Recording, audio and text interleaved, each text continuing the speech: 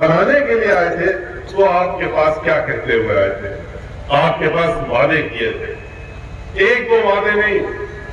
अगर झूठों की बात करी जाए कहीं की, सबसे ज्यादा वादे कौन झूठ बोल सकता है, देने का काम कर सकता, तो भारतीय जनता पार्टी पूरे देश में नंबर 1 पर आई है। इन्होंने महिलाओं से कहा कि हम आपको सुरक्षा देंगे, आप हमको वोट दे दीजिए।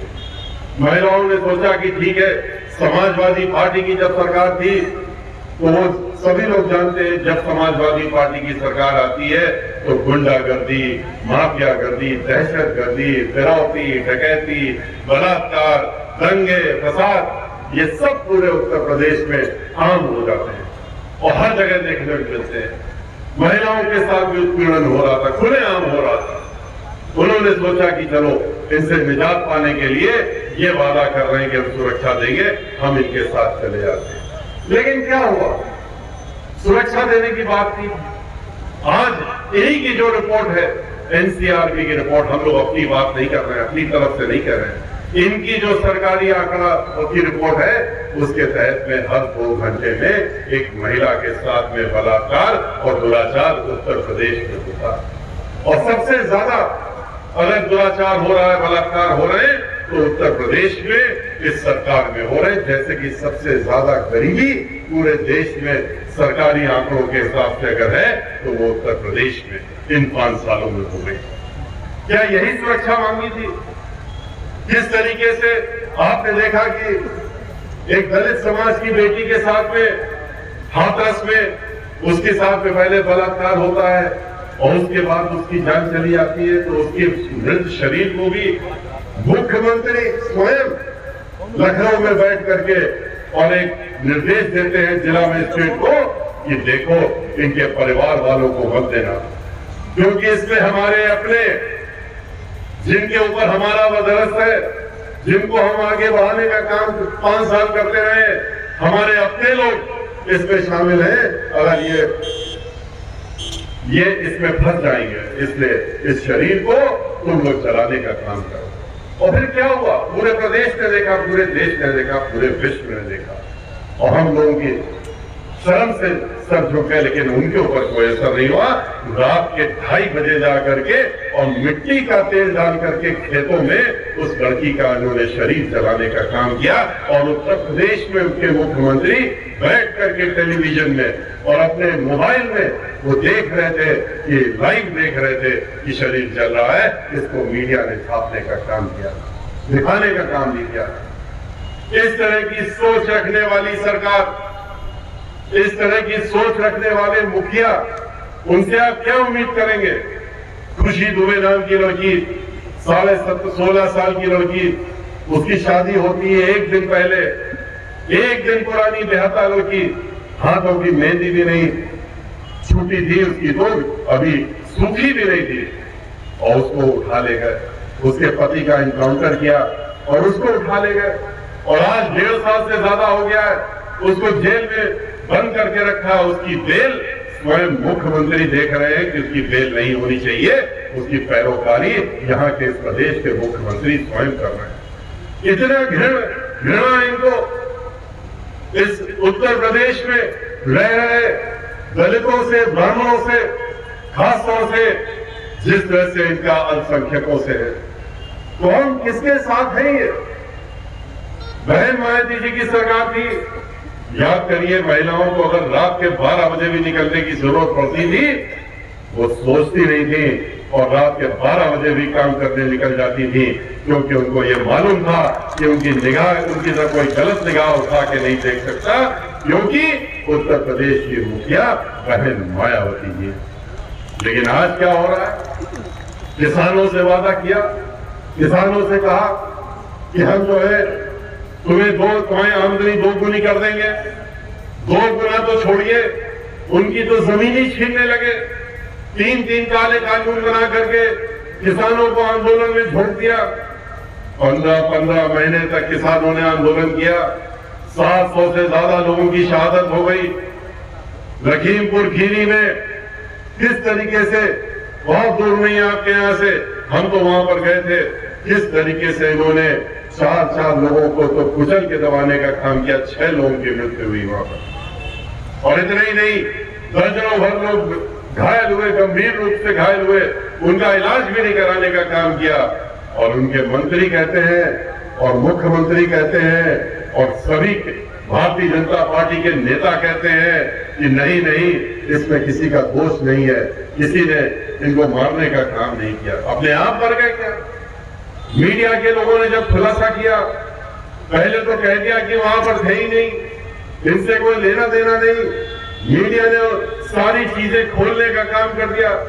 एक मैं मीडिया को धन्यवाद देता हूं, इसलिए खास तौर से कि मीडिया को इन्होंने आजकल अपना कठपुतली बनाने का काम किया।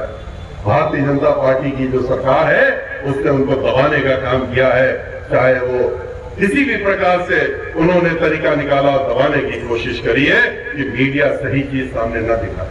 लेकिन मैं बधाई देता हूं कि चाहे वो हाथरस में उस बेटी के साथ में हादसा हुआ था, उसको दिखाने का काम मीडिया के लोगों ने बहादुरी से किया।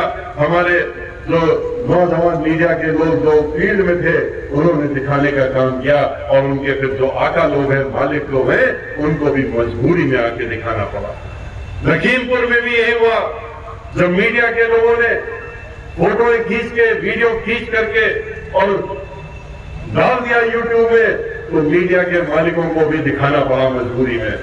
और उसके बाद क्या हुआ कि जो ये कह रहे थे कि हम लोगों का कोई हाथ नहीं है, मजबूरन अब एसआईटी को भी, जो कि सर्वोच्च न्यायालय को बीच में आना पड़ा, सर्वोच्च न्यायालय को अपने हाथ में सारी चीजें लेनी पड़ी और अपनी निगरानी में उन्होंने फिर एक एसआईटी बनाने का काम किया।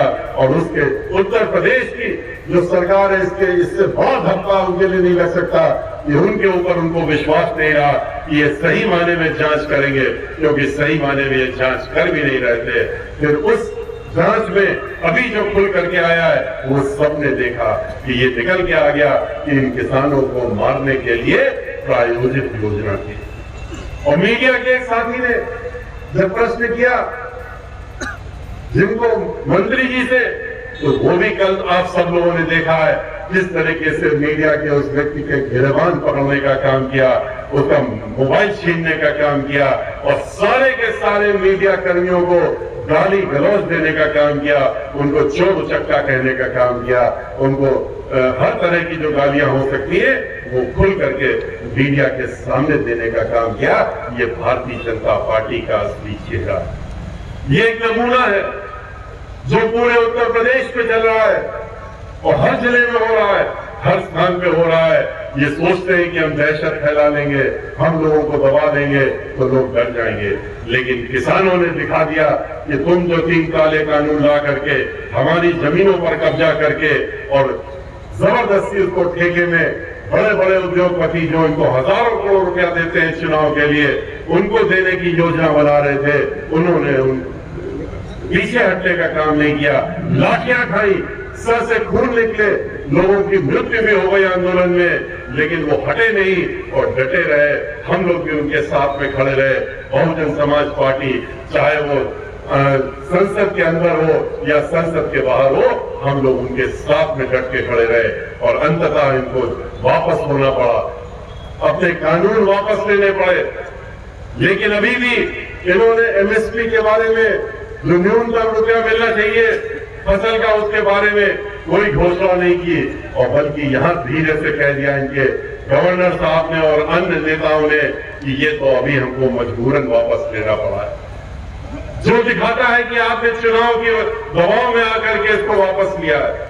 आपकी नीयत अभी भी ठीक नहीं है, अभी भी साफ नहीं है और आप इसको दोबारा लादने का काम किसानों पर योजना बनाने का काम कर रहे हैं कि चुनाव निकल जाए, पंजाब के चुनाव हो जाए, उत्तर प्रदेश के चुनाव हो जाए, उत्तराखंड के हो जाए और फिर से इन कानूनों को हम इनके ऊपर लादने का काम करें। इन्होंने कहा था हम आमदनी 2 गुना करेंगे, किसानों का गन्ना का मूल्य इन्होंने अभी आखिरी 1 महीने पहले जब सरकार जाने का समय आ गया तब 25 रुपए बढ़ाए, 5 रुपए सालाना के हिसाब से किसानों का इन्होंने दाम बढ़ाने का काम किया है। इस समय महंगाई के जमाने में याद करिए बहन मायावती जी को, बहन मायावती जी ने कोई वादा नहीं किया था, लेकिन किसान उनके दिल में बसे हैं।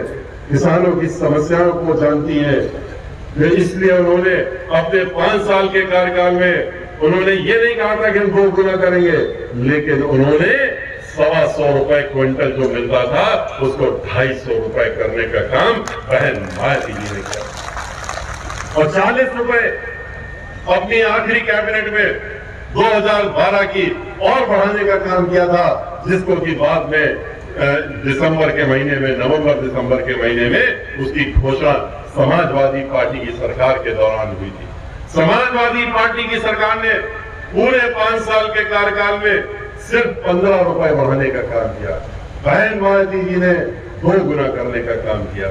ये भारतीय जनता पार्टी, समाजवादी पार्टी और बहुजन समाज पार्टी में फर्क है। बहन मायावती जी जो कहती है फिर वो करके दिखाती है। उन्होंने पूरे उत्तर प्रदेश का विकास किया, उत्तर प्रदेश के कोने कोने में विकास किया। बिजली जो 6,500 मेगावाट बनती थी, 13,500 मेगावाट पहुंचाने का काम किया। उन्होंने 29,500 गांव इस प्रदेश के डॉक्टर अम्बेडकर गांव के नाम से जो है उनका सीसी रोड बनाते हुए और समग्र विकास करने का काम किया। 29,000 प्राइमरी स्कूल बनाए, 5,500 जूनियर हाई स्कूल बनाए, न जाने कितने हाई स्कूल और इंटरमीडिएट बनाए, डिग्री कॉलेज बनाए, हर जिले में बनाने का काम किया और आधा दर्जन से ज्यादा यूनिवर्सिटी और मेडिकल कॉलेज, आधा दर्जन से ज्यादा बनाने का काम बहन मायावती जी ने उत्तर प्रदेश में करने का काम किया। उन्होंने 23 जिले बनाए, 23 नए जिले बनाने का काम किया उत्तर प्रदेश में। और जब नया जिला बनता है तो आप जानते हैं कि समग्र विकास करना पड़ता है, उस जिले की मूलभूत परिवर्तन होता है, हर चीज देनी पड़ती है। वो बहन मायावती जी ने करने का काम किया। और भारतीय जनता पार्टी क्या कर रही है? समाजवादी पार्टी की नकल करके खाली फीता काटने का काम, घोषणाएं करने का काम। आजकल घोषणाओं की छड़ी लग गई है। जैसे चुनाव आ गया है, 1 महीना पहले, 2 महीने पहले रोज फीता कटता है, रोज घोषणाएं होती हैं। काम नहीं 5 साल किया, अब घोषणाएं करी जा रही। और इसीलिए मुख्यमंत्री को लोग आजकल जो है, आजकल मुख्यमंत्री जी को लोग घोषणा मंत्री कहने लगे, घोषणा मुख्यमंत्री कहने लगे, क्योंकि वो खाली फीता काट रहे हैं और फीता काटते हुए चल रहे हैं। और कौन सा फीता काट रहे हैं कि ये हम बनाने का काम करेंगे, ये करने का काम करेंगे। ये उसी तरह से धोखेबाजी है जैसे कि इन्होंने किसानों के साथ किया, जैसे इन्होंने मजदूरों के साथ में किया, जैसे महिलाओं के साथ में किया और जैसा इन्होंने बेरोजगारों के साथ में किया। जो बेरोजगार युवक थे उनसे इन्होंने कहा कि हम आपको बेरोजगारी आपकी दूर करेंगे, आप हमारे साथ में आ जाइए। पीएचडी डिग्री, अलग अलग डिग्रियां लेकर के लोग बेरोजगार होकर के घूम रहे थे। उन्होंने इनका साथ दे दिया, इनको वोट भी दिया, लेकिन 4.5 साल तक जब कुछ नहीं किया तो उन्होंने आकर के आंदोलन किया। जब आंदोलन किया तो उनको लाठियां मिली, उनका सर फोड़ा गया। और उसके बाद जब उन्होंने कहा कि आखिर हमारी क्या गलती है, आप ही ने तो कहा था कि हम आपको नौकरी देंगे, तो हम अगर आपसे मांग रहे हैं तो क्या गलत कर रहे हैं? तो इन्होंने जवाब में दिया कि हम नौकरी तो नहीं दे सकते, लेकिन एक सलाह दे सकते हैं इन पढ़े लिखे नौजवानों को कि जाइए और पकौड़ा बेचने का काम करिए, आपको हम ये सलाह देते हैं। इस तरह की सलाह पढ़े लिखे नौजवान जिनको कि आप कह रहे थे कि हम नौकरी देने का काम करेंगे। बहन मायावती जी ने आते ही पहले ही 3 महीने में 1,11,000 नई नौकरियों को सृजित करके देने का काम किया।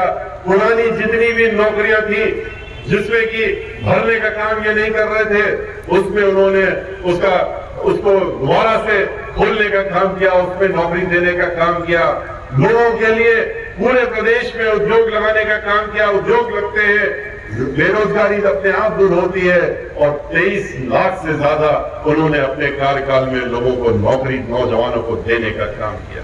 बहन मायावती जी ने अब की बार भी आपने सुना होगा, सभी लोगों ने सुना होगा, 9 अक्टूबर को जब 5 लाख से ज्यादा लोग इकट्ठा हुए थे लखनऊ में मानवर काशीराम जी की पुण्यतिथि पर, मानवर काशीराम जी के स्मारक स्थल पर, तो बहन मायावती जी ने उस दिन बहुत सी बातें की थी।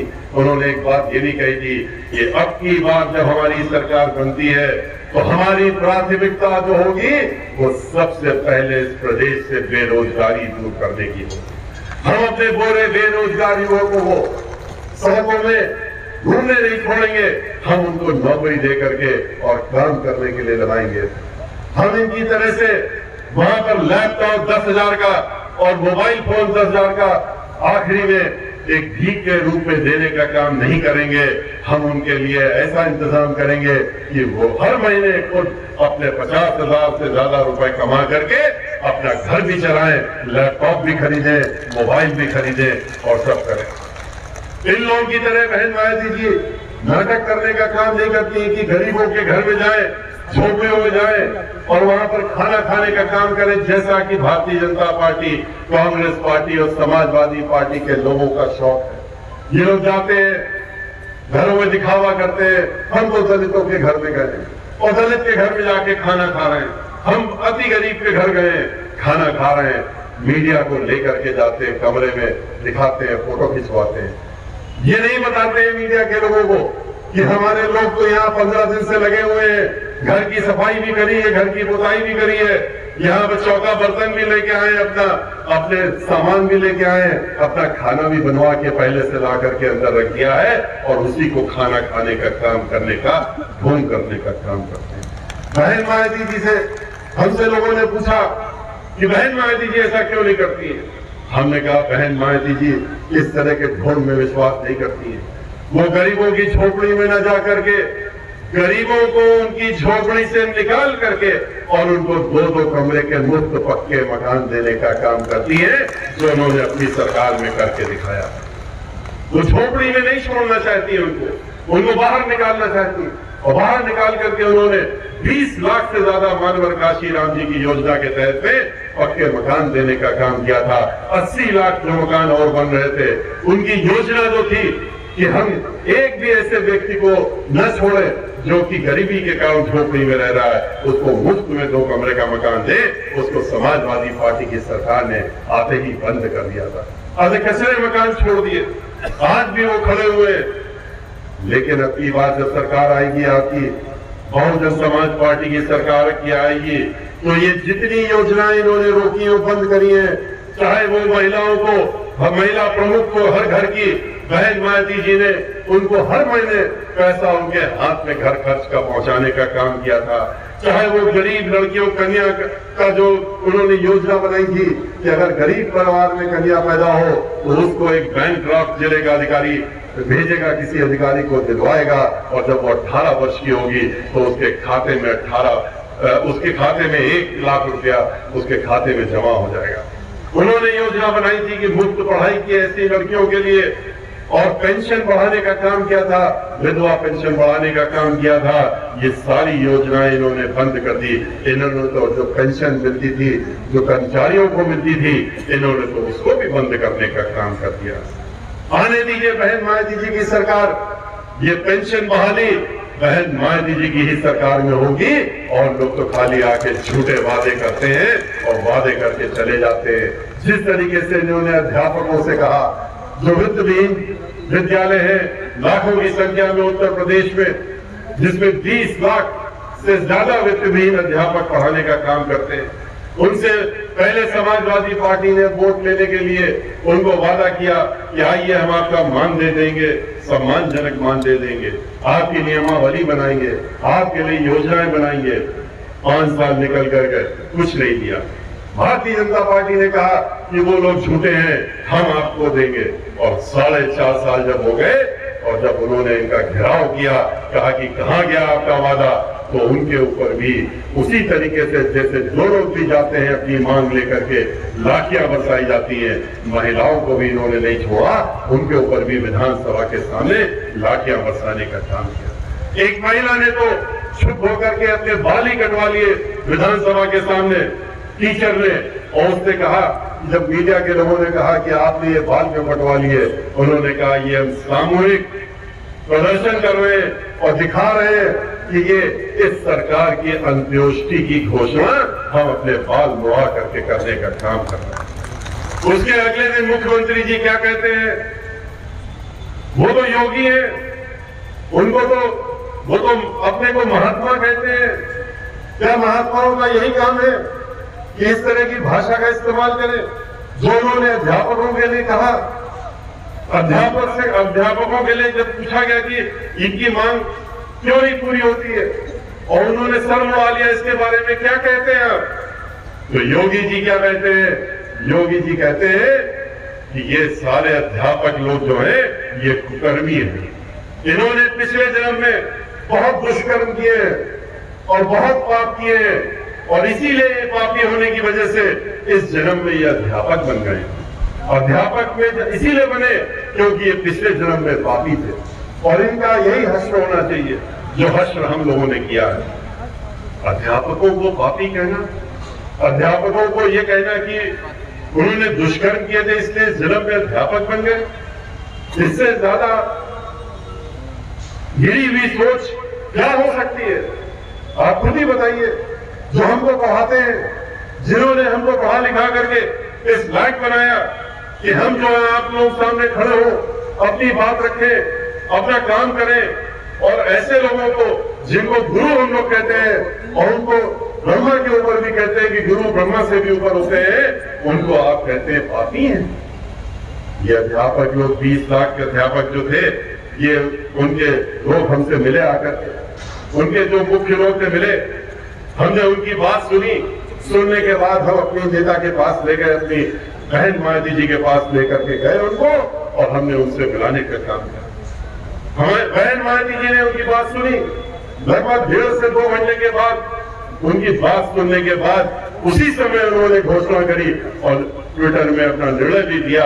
उन लोगों से भी कहा हमारी सरकार बनने दीजिए और ये वित्त विहीन अध्यापक जो लोग हैं इनकी समस्याओं को दूर करने की जिम्मेदारी आते ही हमारी सरकार की पहली प्राथमिकता होगी, जैसे बेरोजगारी खत्म करने की प्राथमिकता होगी। इससे भाइयों, ये जो धर्म का चोला पहनते हैं और उसके अंदर अधर्म का काम करते हैं, जो ये मुखौटा धर्म का लगाते हैं, भगवान के नाम पे आपसे वोट मांगते हैं, भगवान को एक वोट की वस्तु बनाते हैं और वस्तु बना करके फिर आपको धमकाने का काम करते हैं, डराने का काम करते हैं।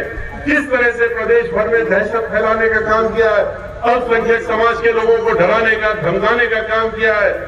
आप सोचिए, याद करिए कि क्या ऐसे ही लोग, आप निर्णय लीजिए, क्या ऐसे ही लोगों को आपको सत्ता देनी है? क्या ऐसे ही लोगों को दोबारा सत्ता में बैठाना है आपको, जिन्होंने, चाहे वो समाजवादी पार्टी हो और चाहे भारतीय जनता पार्टी हो, ये लोग मिल करके आपस में तय करते हैं, मिल करके योजना बनाते हैं और दंगे फसाद भी मिल करके कराते हैं। ये किसी से छुपा नहीं है कि दंगे होते नहीं है, दंगे तो कराए जाते हैं और इन्होंने पूरे प्रदेश में दंगे करवाए मिल करके दोनों लोगों ने। 134 दंगे समाजवादी पार्टी की सरकार में अगर हुए तो क्यों हुए? क्योंकि भारतीय जनता पार्टी और समाजवादी पार्टी मिलकर के इस काम में मिलकर के जुटे। बहन मायावती जी की सरकार 5 साल रही, क्यों नहीं एक भी दंगा हुआ? क्योंकि एक भी छुटपुट सी छोटी घटना भी क्यों नहीं हुई? क्योंकि ये दंगे कराने का काम करते हैं और बहन मायावती जी सर्वजन हिताय और सर्वजन सुखाय की बात करती है। हर जाति, हर धर्म, हर व्यक्ति को साथ में लेकर के चलने का काम करती है। ये आएंगे आपके सामने झूठे झूठे वादे करके चले जाएंगे, भाषण देके जाएंगे, भगवान राम के नाम पे वोट मांगने का काम करेंगे और ये नहीं बताएंगे कि कितने दिन तक उनको झोपड़ी में रखने का काम किया इन्होंने और अभी भी रखे हुए। 2 साल हो गए माननीय सर्वोच्च न्यायालय के निर्णय को आए हुए, क्यों नहीं मंदिर बनाया इन्होंने? पैसा तो इनके पास है, 1 लाख करोड़ रुपया इकट्ठा करा है मंदिर के नाम पे। अरे चुनाव में कितना रुपया इस्तेमाल करोगे उसका? ठीक है, चुनाव में इनको 100 हेलीकॉप्टर उतारने उत्तर प्रदेश में, जैसा कि इन्होंने घोषणा की है। 50 तो उतर चुके, 100 उतार रहे हैं इनको और हर जिले में 10-10 गाड़ियां इनको दौड़ानी है। ठीक है, फिर भी 1 लाख से ज्यादा करोड़ रुपया आपके पास है, वो तो बहुत ज्यादा है। नींव भी खोदना शुरू नहीं किया था। 23 जुलाई को जब हम अयोध्या गए, हमने अपना पहला कार्यक्रम का पहला शुरुआत की वहां पर, तो वहां तो देख करके दंग रह गए। 2 साल हो गए नींव डाले हुए, नींव तो डाली ही नहीं थी, 4 ईंटें रख दिए थे खाली और कह दिया कि नींव पूजन हो गया, भूमि पूजन हो गया। उसके बाद तो पहला फावड़ा भी नहीं पड़ा। वो बात दूसरी कि जिस दिन हम इनकी ये सब बातें खोल करके आए, इनके चेहरे से इनका मुखौटा हटा करके आए और इनका असली धर्म का रूप दिखाने का काम किया हमने वहां, और दिखाया कि अयोध्या में जितनी बदहाली है पूरे शहर में, जो कुछ भी कार्य हुआ वो सिर्फ और सिर्फ बहुजन समाज पार्टी के दौरान में हुआ। चाहे वो सरयू नदी घाट ठीक करने का हो, चाहे वहां पर सीवर लाइन पूरे अयोध्या में डालने का काम हो, वाटर लाइन डालने का काम हो, चाहे वो 10 करोड़ के ऊपर से लगा करके सीवेज ट्रीटमेंट प्लांट बनाया गया हो, चाहे वो अयोध्या की परिक्रमा बनाने का काम हुआ, उसको चौड़ा कर, वो सारे काम तो बहुजन समाज पार्टी की सरकार में हुए थे। हम लोग वोट की राजनीति नहीं करते, इससे दिखावा नहीं किया, पर ये तो 2 साल तक इन्होंने कुछ किया ही नहीं और हजारों करोड़ का तो सरकारी धन निकाल दिया अयोध्या के नाम पे, अयोध्या के सौंदर्यीकरण के नाम पे। कहां गया वो रुपया? हिसाब तो देना ही पड़ेगा, अभी नहीं देंगे तो 3 महीने बाद हम लोग लेने का काम करेंगे, एक एक नए पैसे का हिसाब लेंगे। ये कहां इस्तेमाल किया आपने जाकर के? जिस दिन हम लोगों ने खुलासा किया, अगले ही दिन 23 तारीख को हम गए, 24 को मुख्यमंत्री जी पीछे पीछे से पहुंच गए वहां पर और कहा जल्दी से लाओ फावड़ा चलाने का काम कर दो भाई, दिखाओ मीडिया वालों को ये फावड़ा लगाया जा रहा है और न्यूज खोदी जा रही है। लेकिन इनका असली चेहरा इनके चेहरे से हट इनका सामने आ गया है, इनका मुखौटा अब पूरे प्रदेश के सामने से हट चुका है और लोग जान चुके हैं कि धर्म के नाम पे जो चेहरा लेके घूम रहे हैं, उसके पीछे कितने बड़े अधर्मी घूम रहे हैं ये पूरे प्रदेश में। और जिस तरीके से लखीमपुर में हुआ है, जिस तरीके से इनके मंत्री लोग कहते हैं, जो खुलेआम कहते हैं, धमकाने का काम करते हैं, डराने का काम करते हैं, नेता करते हैं, वो किसी से छुपा नहीं है। इस तरह से समझ रहे हैं कि अब तो हम आ गए हैं, अब हमारे जाने का मतलब ही नहीं कभी होगा।